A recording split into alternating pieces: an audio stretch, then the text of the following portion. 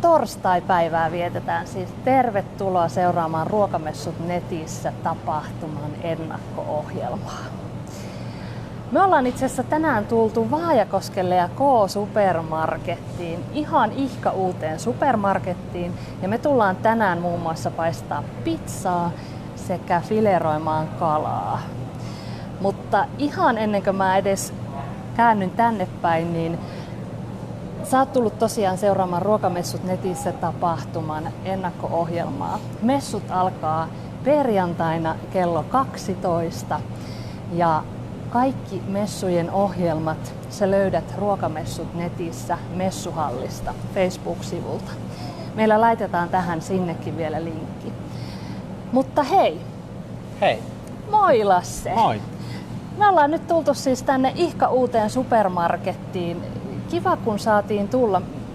Kuinka tuore tämä kauppa oikein on? Tää on 4. viikko on nyt menossa. 4. viikko. No ei ihme, täällä kaikki kimaltaa ja kaikki on niin timmissä, mutta itse asiassa K-kaupoissa taitaa olla aika useinkin kaikki aina timmissä. Kyllä. Ruokamessut netissä -tapahtuma on syntynyt nyt poikkeusvuonna. Että kun ajatellaan mihinkä tämä vuosi on meitä vienyt, niin sullakin on pitkä kokemus kaupan alalta. Miten tämä vuosi näkyy nyt niin kuin kaupan alalla? No, kaikkein parhaitenhan se niin kuin näkyy silloin maaliskuun puolessa välissä. Silloin kun tavallaan kaikki tapahtui, niin se oli niin kuin, en olisi uskonut mitenkään niin kuin yhtenä iltana häviää makaronit hyllystä, häviää ananaspurkit hyllystä ja sitten kun se perjantai-päivä koitti, niin sitten hävisi vessapaperit hyllystä.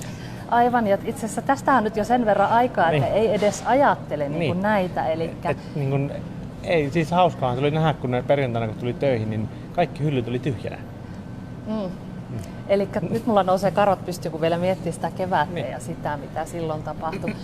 Mutta miten sitten, silloin panikoitiin ja täytettiin kaapit makaronilla, tomaattimurskalla, kaikella muulla, mutta onko se näkynyt kuluttajien käyttäytymisessä nyt niin kuin, tai asiakkaiden, tehdäänkö esimerkiksi enemmän kotona ruokaa? Joo, siis silloin niin kun koululaiset siirtyi niin etäopetukseen, niin silloin ruvettiin tekemään ihan siis jauhelihaa ja tämmöistä perusruokaa varmaan kotona enemmän, koska ei ollut kouluruokailua. Niin tehtiin ne lapsille kotiin ihan perusarkiruokaa, eli meni just sitä makaronia tai jauhelihaa ja tämmöisiä ihan perustuotteita. Eli kotiruuan buumi oli täällä, nyt ollaan Jyväskylässä ja itse asiassa muuallakin varmaan samalla lailla, niin se oli silloin keväällä. Kyllä sinne, eikä nyt eineksiä, vaikka niitäkin ehkä nyt niin varattiin, että olisi niin kotona niille lapsille ostettu eineksiä, mutta sitten kun vanhemmat oli kotona myös, niin kyllä se siirtyi enemmän siihen, että tehtiin kotona sitä ihan perusruokaa, että ei kumminkaan menty sinne eineslinjalle. Toki niitäkin meni enemmän, mutta ei sillä lailla mitään niin olisi olettanut. Niin. Aivan. No miten sitten nyt kun nyt puhutaan myös sitten siitä, että tehdään oikeasti enemmän ja nautiskellaan kotona, kun ei välttämättä lähdetä mihinkään, niin näkyykö sitten tämmöinen herkuttelu tai nautiskelu tai semmoinen, puhuit kotiruuasta, mutta miten muuten ruoalla? Näkyy. Siis niin kuin loppuviikosta justiin torstai perjantai niin kuin päivällä tai iltapäivällä tulee ostamaan, ne kyselee niin kuin justiin lihoista, ihan erilaisia lihoja, mitä niin kuin tietenkin mitä nyt niin sanottuna arkiruokana voisi pitää. Tullaan kyselee ruoanlaittovinkkiä ja kaikkea tämmöisiä niin kuin kastikkeen ohjeita ja muuta tämmöisiä. Et varmasti kotona yritetään tehdä niitä niin sanottuja ravintolaruokia sitten, kun ei mennä sinne ravintolaan syömään. Niin, päästään tavallaan siihen. No, kyllä. Joo. No, nyt me ollaan tultu K-kauppaan. Vaajakoskelle, ja jos sä oot tullut myöhemmin mukaan lähetykseen, niin me päästään tänään vielä paistaa pizzaa. Ja sä oot kalamestari, eikö näin? Eli ilmeisesti päästään myös kurkistaa sun valtakuntaa vähän. Kyllä, käydään katsoa mitä kaloja siltä on eilen pyydyksistä löytynyt. No niin, mutta vielä ennen sitä mua kiinnostaa se, että kun itse seuraan paljon ruoka-alaa ja ruokajuttuja ja teen siellä töitä, niin mitenkä näkyy nämä kaikki muotijutut ja trendit ja tämmöiset kaupassa? Eli esimerkiksi nyt tämä pizzanpaisto. Näkyyhän siis, no nyt täällä on varmaan niin kuin uutuutena tosi monet kaupat ja kauppiaat on tullut katsomaan tänne tätä napolilaista pizzauunia ja kaikkea, mitenkä se niin kuin ylitti odotukset Pizzoja Joo. on mennyt ihan hirmuisesti. Joo. Et se niin kun näkyy ja varmasti kauppoihin pitää saada semmoisia uusia juttuja, että ei ole niin kun, et joku aika sitten oli se sushi semmonen, vieläkin toki tehdään niitä, että pitää olla sushi-juttuja ja muuta, mutta ehkä se rupeaa olemaan jo kaikissa kaupoissa sitä hommaa, että kaikkea semmoista pikku uutta, mikä vähän on erilaista siitä normikaupasta. Eli nyt jos ajatellaan, peilataan vaikka kaupankäyntiä ja kauppaa, minkälainen se on ollut ruokakauppaa, minkälainen se on ollut 10 vuotta sitten, peilataan sitä tähän päivään, niin nyt kun mä näen tässä jo muualle mitä täällä on, niin täällähän on vaikka mitä. No täällä on anniskelualue, täällä on A-oikeudet, täältä saat jaloviinaa ottaa samalla kun tulet ostoksille, viiniä, herkutella, syödä sen puolikkaan pizzan. Viettää aikaa, ihmiset tulee viettämään kauppaa aikaa. Siis tosi paljon näkee sillä, että täällä törmätään tuttuihin ja ne istuu, ne tilaa sen pizzan puoliksi ja lasillisesti viiniä ja ne vaihtaa kuulumiset täällä. Juuri näin. Elikkä kauppapaikka on aina, tai kauppa on ollut aina toisaalta semmoinen kyläläisten kohtaamispaikka, mutta se on tietyllä lailla muuttanut muotoaan. On kyllä. Kyllä sen itsekin on huomannut, että niin kuin esimerkiksi maalta lähdetään kauppaan tiettyinä samoina päivinä, torstai, perjantai. Siellä tehdään se sosiaalinen kontakti niihin naapureihin, koska enäähän ei mennä käymään kylässä, vaan ne nähdään siellä kaupassa. Nyt juodaan se viinilasi täällä kaupassa. Niin. Ja niin, sen voi tavallaan tehdä siinä ohi mennen ja luodaan puitteet ja mahdollisuudet sille. Kyllä. No, miten sitten vielä, jos toiselta nurkalta ajatellaan tätä trendejä ja buumeja, eli pizzanpaistohan on nyt ihan kuumaa tuolla hottia tuolla kotonakin ja kotikeittiöissä. Miten kauppiaat tämmöisiin reagoi?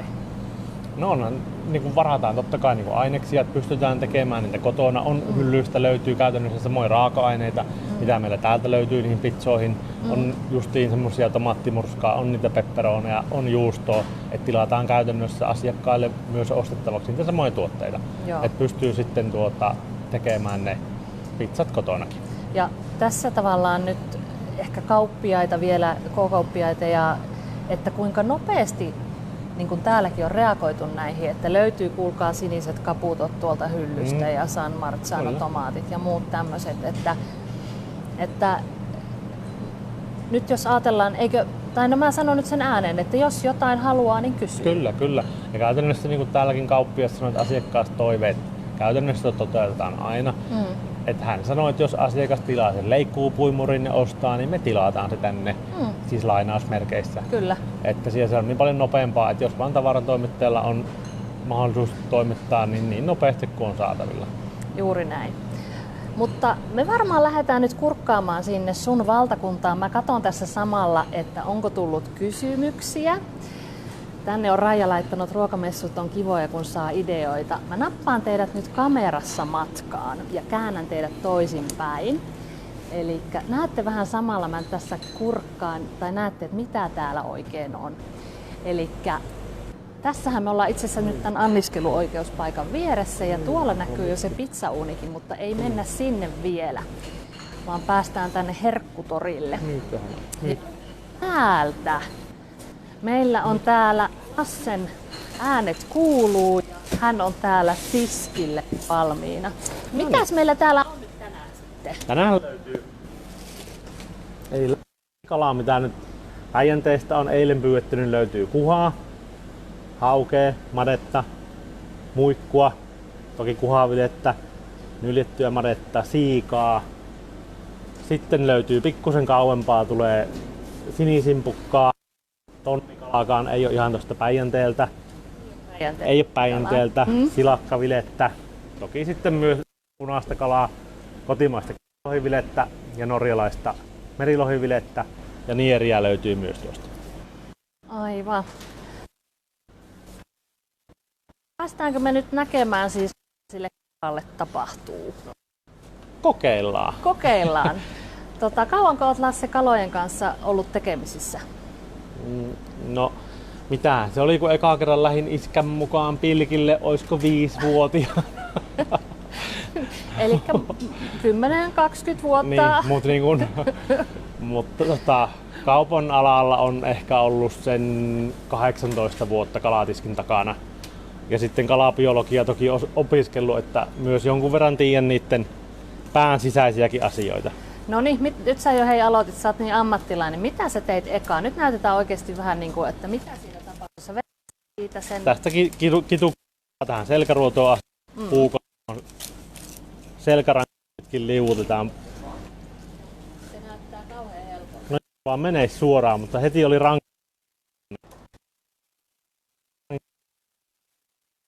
voi tulla selkärankaan Sä sinne mahapuolelle suoraan, sitten selkä liuotat siitä sitä pitkin. Ja sitten käytännössä ne herkulliset keittoainekset on nyt. Yes. Ja nyt meillä on 2 filettä. Kyllä. Sitten kylkiruodot pois. Voi ottaa ehkä helpointa ottaa muutaman kerralla. Joo. Ei lähde niin paljon sitä lihaa sitten, mutta voi ottaa sitten niin kuin enemmänkin tai kaikki kerralla ihan kuinka vaan haluaa. Mutta tässä oli hyvä vinkki nyt sitten, koska monesti katsotaan näitä ohjevideoita, niin ne ammattilaiset vetää ne kaikki kerralla. Mutta että näin ei tarvitse tehdä, koska silloin jos lähdet haukkaamaan, niin jossakin vaiheessa se puukko haukkaa ja sieltä lähtee vähän enemmän sitä lihaa. Mutta voi ottaa ihan vaikka muutaman kerralla sitä mukaan. Niitä. Sitten voi ottaa pikkusen siistiä. Toki nythän se on niinku vileroitu, mutta voi siistiä maharasvat tuosta pois. Jos haluaisi ruodottomaan, niin tähän jää se ruotorivi, että sitten pinseteillä pois, niin silloinhan se on täysin ruodoton. Aivan. Et toiselta puolelta kanssa samalla, että vaikka muutamaa ruotoa kerrallaan. Ja sä pidät, sulla on tommonen piikki, millä sä pidät sitä filettä paikalla. Joo. Ja nää meni sinne keittokattilaan nuo perkuut ja ne olisi niinku siinä. Se ei oo sen vaan. Ei ole sen vaikeampaa kuin se osaa. Niin. Ja eikö ole näin, että kokeilemalla tääkin homma? Niin, ja joskushan kun niitä just kattelee, niin kyllähän se, niin se kalavilero on jo yleensä se semmonen kompastuskivi.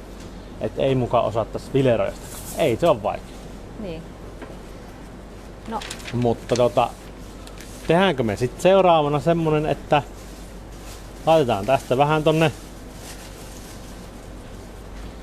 pizzerian puolelle tehdäänkö vaikka semmoista lohipizzaa ja tehdään tästä pientä suikaletta ja katsotaan mitä kaikkea hyvää tästä sitten syntyy. Ai, lohipizzaa. Nyt me ruvetaan päästä pikkasen sinne pizzanpaiston tunnelmiin. Eli sä vedät siitä nyt tommosta ohutta siivua siitä pileestä. Kyllä.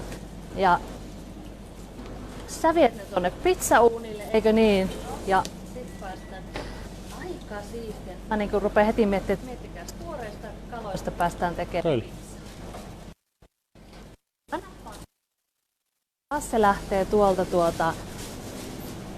lähtee tonne jo pizzauunia päin. Tässä vaiheessa hei, jos sulla on jotain kysyttävää tai tulee mieleen, niin laita tähän kommenttikenttään. Me nimittäin katsotaan tuossa pizzanpaiston lomassa sitten vielä kaikki kysymykset, että mitä on tullut. Ja varsinkin jos siitä pizzanpaistosta nyt tulee jotain mieleen. Mutta lähdetään kohti pizzaa. Meillä on Terve! Hyppään katsomaan. Siis täällä on nyt siis se pizzauuni. Mä näytän ihan ekana sen. Eikö niin? Ensimmäinen kysymys, kuinka kuumaksi tää uuni lämpenee? Mä kysyn sen heti, koska se tuli tuolla yhdessä ryhmässä jo, että se pitää kysyä. No, tää meillä on 472 asteessa nyt tällä hetkellä. Sen saa 530. Toi riittää meillä tällä hetkellä. Minkälaista on ollut olla pizzan paisteena tai pizzauunia? Tää kaikki, säkin on tullut tänne uuteen kauppaan. Minkälainen historia sulla on pizzanpaistosta? Siis mä olin vuoden semmoisessa napolilaistyylisessä pizzeriassa täällä ihan Jyväskylässä. Et siellä mä menin sinne oikeastaan ihan nollasta, että aikaisemmin en ollut pizzaa paistanut. Joo. Ja sitten opeteltiin se sitten ihan siinä vuoden aikana paistamaan. Ihan itse. Alusta asti ihan itse. Ja aina mä oon ollut semmoisessa ravintolassa, mulla on käynyt hyvä tuuri, että missä on tehty hyvistä raaka-aineista, niin se ei periaatteessa sitten muuttanut sitä, että vain hyviä raaka-aineita, mutta sitten ne laitetaan vaan pizzapohjan päälle. Aivan sitten. Loistavaa. Ja täällä on pizzauuni lämpöisenä keskiviikosta lauantaihin. Kyllä. Niin nyt ilmeisesti päästään siis pizzauuni lämmin, päästään pizzan tekoon. Eiköhän ruveta siis töihin, sinä rupeat. Mä seuraan. Kerro samalla. Joo. Eli täällä on meidän nuo pizzapullot, jotka on tehty nyt 3 päivää sitten. Että ne, joo. Okei. Siinä on sitä ilmaa mukavasti, että niitä huoneen lämmössä pidetään ja kohotetaan ensin. Ja sitten sen jälkeen ne on vielä sitten useamman yön vielä kylmässä. Eli se on se lepo on tärkein siinä pizzapullossa, että se pääsee levähtämään. Sitä jos rupeataan työstämään liian aikaisin, niin sitten se näkyy maussa ja sitten myös siinä koostumisessa. Eli se kylmä kohotus tuo siihen makua siihen taikinaan. Kyllä. Sitten, ja sitten se mitä pitempään se saa niinku rauhassa olla, niin sitä paremman makuinen se vaan se taikina on. Joo. Ja 3 vuorokautta, niin 3 vuorokautta, joo tämä.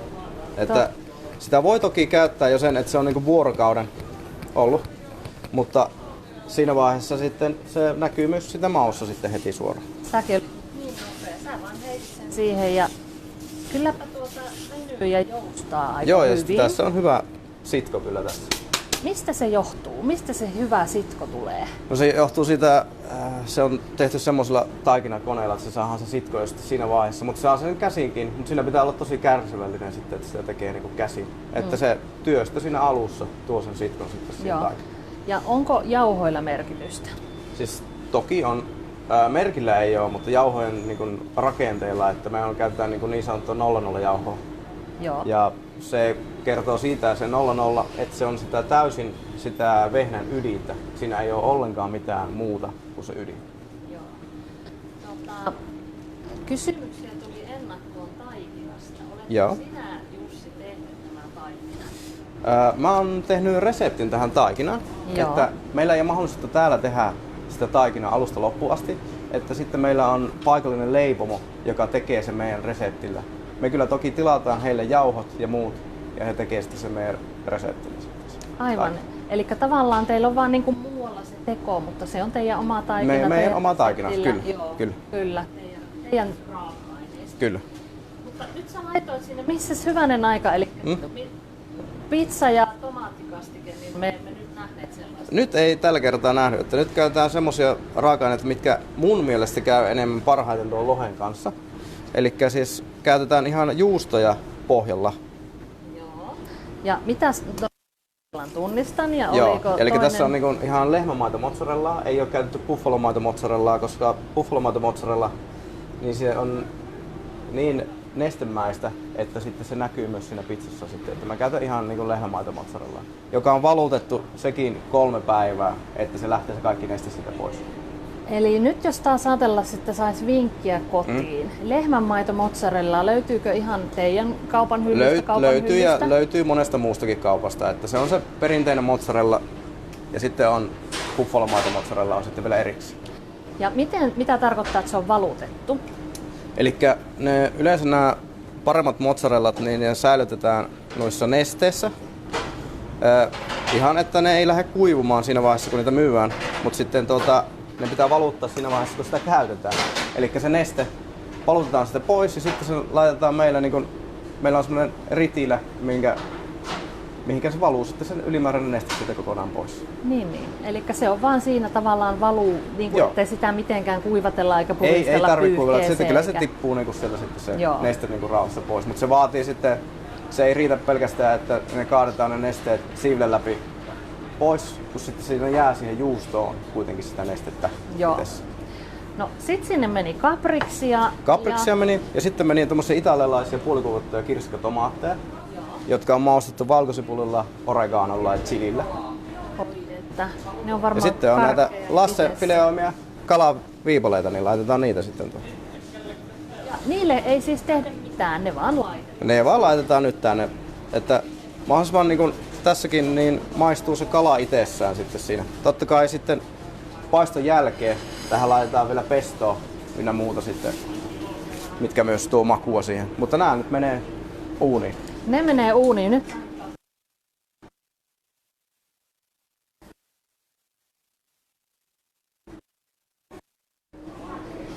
Ja kiinnitin huomiota, että pizzalapiossa onkin reikiä. Ne reijät edistää sen, että ylimääräinen jauho, mikä tuossa pizzassa on, niin se jää sitten tähän pöydälle eikä sitten mene uuniin savuamaan. Ja sitten mulla on erikseen vielä toinen lapio, millä mä sitten kääntelen tuota pizzaa. Niin, eli käännetään tämmöistä käsityötä. Mä katson sormaa kameralla tuonne. Rauhassa rupeaa kohoilemaan nuo reunat. Ja tuo kertoo myös siitä, että kun ne reunat rupeaa kohoamaan, että taikina on sitten hyvää. Joo, siis ihan niinku silmissä kohoaa tuolla. Onko nyt itse kun grillillä teen aina pizzaa, niin tää ei ole grilli, millä tää toimii? Tää on sähkö. Tää toimii sähköllä. Siinä on sähköarinat ylhäällä ja alhaalla, mikä lämmittää. Siinä on sitten tämmöistä pizzakiveä sitten nämä, mikä toimii niin kuin samalla periaatteella kuin sitten, että sillä olisi puut. Ainoa, että nyt sitä elävää liekkiä ei tule siinä ollenkaan. Joo. Ai että, kuinka nopeasti, me puhutaan nyt napolilaistyylisistä pizzoista. Joo, siis Napolista on otettu niinku vaikutteita tähän pizzaan. Ihan en lähtisi kuitenkaan vielä kuuluttamaan, että tää on niinku napolilaista pizzaa. Joo. Kuitenkaan. Mutta siis napolilaisella tyylillä tehdään pizzaa. Että se paistetaan hyvin nopeasti ja pohja jää pehmeäksi sitten siinä. Okei. Tuolla rupeaa jo näkymään, tulee vähän tummaa pilkkua, eli se on tuosta voidaan kurkata, niin pikkuhiljaa rupeaa olemaan pohja ja hyvän näköinen.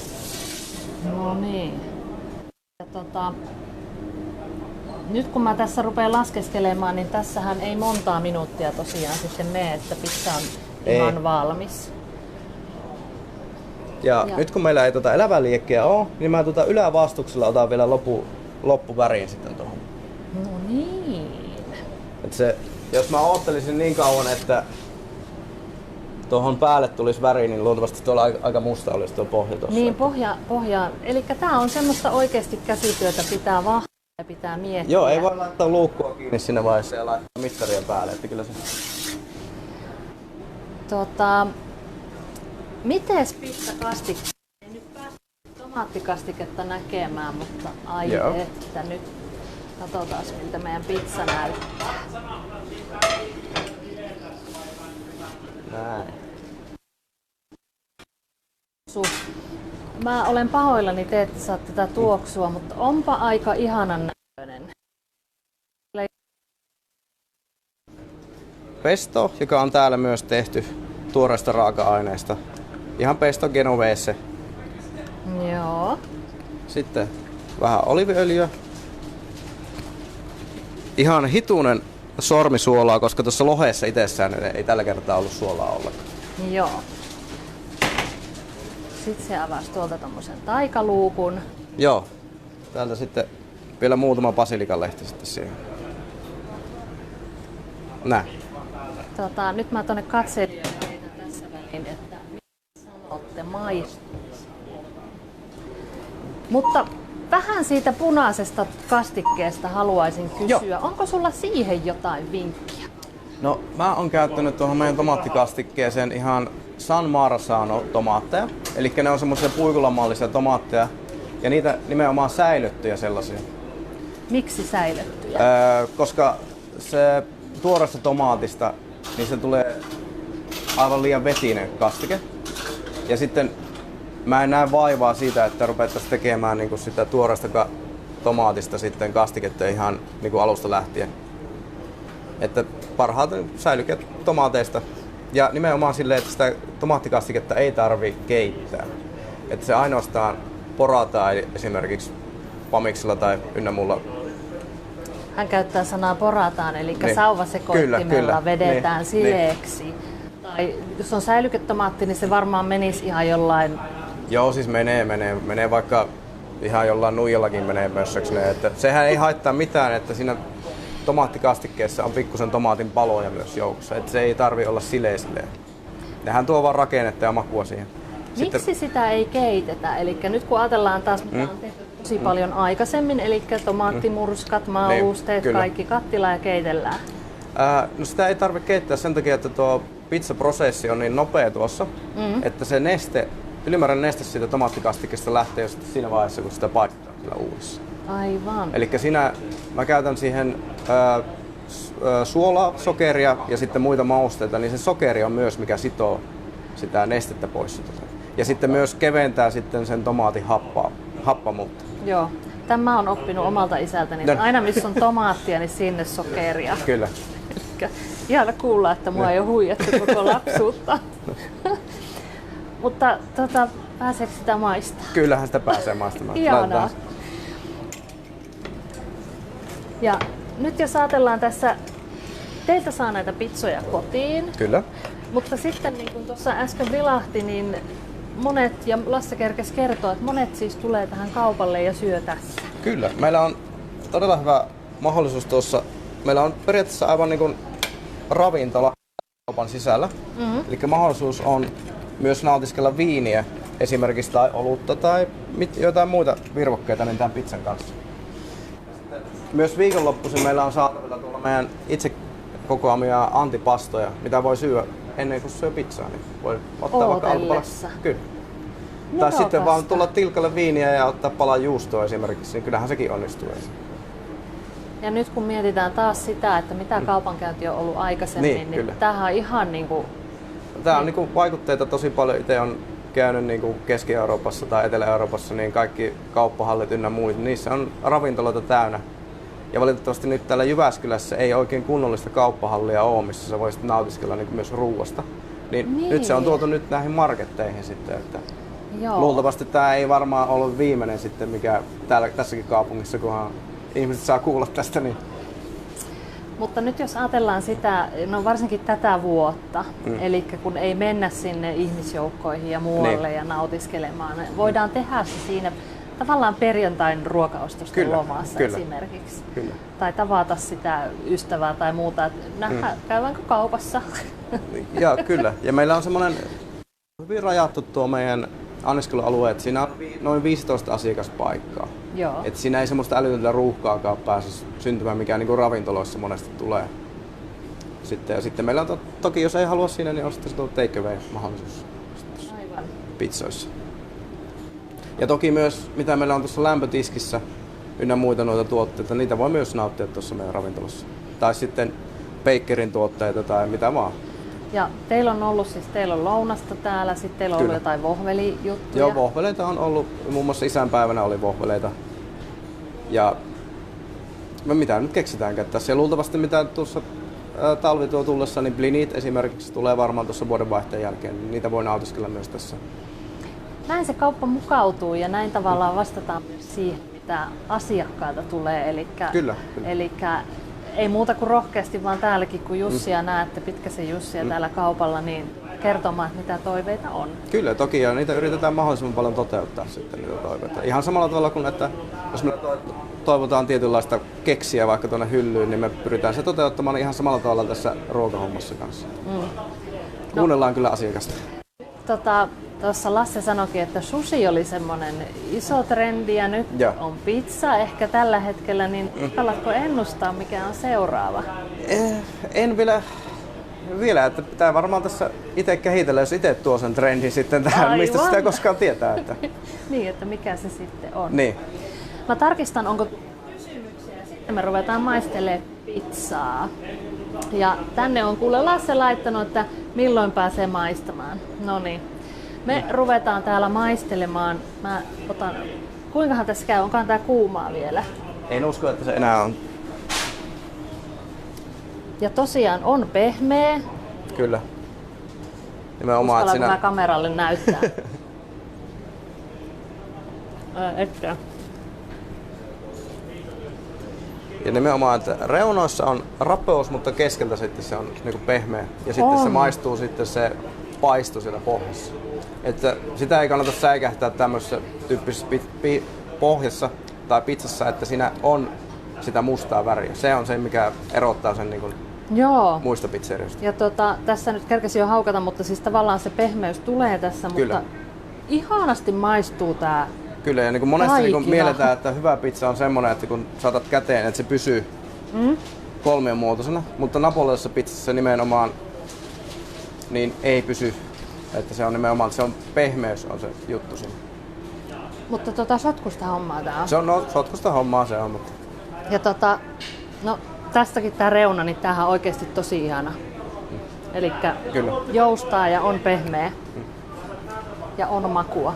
Niin kuin uskalsit luvata, niin Joo, sitä kyllä. on, kun se ja tulee sieltä. silleen makuna, niin itsekin on Napolissa kyllä käynyt, niin kyllä ei meillä paljon niin kuin häviä. Totta kai niin kuin, he on tehneet niitä pizzataikina satoja vuosia, että heillä voi olla niin kuin juuri esimerkiksi sen pizzataikinassa, mikä on ollut monta sataa käytössä. Niin että pieni etumatka siinä on, totta kai, mutta yritetään ainakin jollain tavalla matkia sitä. Eikä tarkoitus on nimenomaan tehdä niin kuin puolelaista pizzaa, vaan siis se on meidän pizza, mikä se on. Ja mitä nyt on näitä pizzakeskusteluita tosi paljon seurannut työn puolesta, niin näin se pitäisi mennä. Tehdä sitä sillä lailla oman näköistä. Että ei liikaa, mun mielestä ravintoloissa mä en tykkää semmoista trendistä, että hivistellään liikaa, vaan enemmän niin kuin, eikä niin kuin, totta kai ruoka on myös nautittu silmälle ja tällainen, mutta kiinnitetään niin, että nautitaan siitä ruoasta samalla tavalla kuin nautitaan elämästä, että se niin kuin, liikaa huomiota pieniin yksityiskohtiin. Esimerkiksi siihen tosi paljon, mä oon ollut semmoisessa ravintolassa, missä menee esimerkiksi pihviä tosi paljon, ja ihmisillä on tosi tärkeä se pihvin kypsyys, niin sitten siihen kiinnitetään aivan liikaa huomiota, sillä että sä voisit myös nauttia sen pihvin eri kypsyyksenä esimerkiksi. Aivan. Mun mielestä sillä ei siihen nautintoon, se vaan semmoista pientä hivistelyä sitten, mitä liikaa tuuaan sitten siihen. Uskallettaisiin vaan nauttia sitten siitä. Kyllä mä nautin. Ai että. Joo. Eli nyt jos pannaan nyt tästä vielä jotenkin yhteenvetoa, eli taikina, se on tärkeä. Taikina on se tärkein osuus siinä. Joo. Sitäkin, jos kotona tekee, niin kokeilemalla sen vaan oppii sitten. Ja sitten totta kai uuni on tärkeä. Että kyllä kotonakin kotiuunissa niin voi tehdä hyvää pizzaa, mutta sitten se vaatii tosi paljon aikaa. Että se, niin sun pitää oikeasti ne pizzakivet esimerkiksi, ne on hyviä. Niin, ja pizzakivessä tavallaan kun se varaa sen lämmön ja sitten sä saat sen pizzan sen kiven päälle, niin sä saat paistettua sen pohjan. Kyllä. Joo. Mutta sitten totta kai nyt nykyään on tullut näitä pikkusia pizzauuneja, niin mulla on muun muassa muutamalla ystävällä on semmonen, missä on niinku testata sitä pizzaa, niin ne on kyllä ihan pizzeriatasoisia ja se vaan paistaa vaan yhden pizzan. Joo, kyllä. Mutta tämmöiselläkin uunilla voi paistaa vaan yhden pizzan. Joo. Rahaa, niin voidaan ostaa tämmöisiä. Katsotaan, jos me ensi kevään ruokamessuilla tästä vaikka paistetaan semmoisella pikkuuunilla, tästä nyt vähän täkyä sinne kyllä, ensi keväälle. Ja naamani pitää tuolla pizzalla. Ruoka 16. Projectbox niin tehnyt video-ohjelmaa meille siitä taikinan kylmäkohotuksesta. Muistaakseni siinä myös sitten vähän näyttää vinkkejä siihen soosiin, miten hän tekee sen soosin. Eli tää on sitten lauantai 16. se tapahtuman ohjelma. Mutta mä luulen, että me ruvetaan nyt syömään täällä ja pistetään tästä vielä. Täällä on Elina kysynyt vielä, mä kysyn tästä, että onko pizza tehty hiivalla vai peräti hapan juureen? Tää on tehty hiivalla, tää taikina, mutta tässä sitä hiivaa käytetään äärimmäisen vähän, että me tehdään semmosia 20 kilon taikinasatseja kerralla. Ja niihin käytetään 5 grammaa hiivaa, eli niin kuin periaatteessa puolet semmoista kotikäyttöisestä pikkupussista kuivahiivaa. 20 kiloa, kyllä. Jauhoa. Joo. Se on vähän. Se on vähän. Että todellakaan ei niin kuin kokonaista pussia siitä, että hyvin vähän, että se herättää sitten sen taikinan. Joo. Toki sitten näitä juurireseptejäkin esimerkiksi löytyy kyllä netistä ihan, että niitäkin kannattaa kyllä kokeilla. Kyllä. Mutta kiitos Jussi ja kiitos me ruvetaan nyt, en meinasin sanoa viikonlopun viettoon, mutta ei ruveta ihan vielä viikonlopun viettoon. Eli nyt vaan seurailemaan Ruokamessut netissä tapahtuman ohjelmaa ja tarkista, että sä olet siellä Ruokamessut netissä messuhalli ryhmässä. Eli siellä alkaa messujen ohjelmat ja alkaa kello 2 perjantaina sitten kaikki yritysten touhut ja esittelyt ja tarjoukset ja kaikki mitä kaikkea siellä onkaan luvassa. Ja huomenna me aloitellaan kello 11 ohjelmalla, päästään Pitkäsen maalaisjuustolaan kurkistaa sinne navetan puolelle ja kello 12 avataan virallisesti messut. Teresa Välimäki tulee silloin haastatteluun. Puhutaan vähän Teresan uudesta keittokirjasta ja siinä Teresan keittokirja siinä aikana. Eli seurantaa ja jos vaan oot Keski-Suomessa, niin tuu käymään Supermarket Vaajakoskella istahtaa pizzalle. Kiitoksia.